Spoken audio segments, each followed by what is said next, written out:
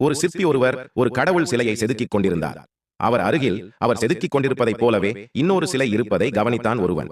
உடனே அவன் சிற்பியிடம், 2 சிலைகளும் ஒரே மாதிரி இருக்கிறதே ஏன் என்று கேட்டான்.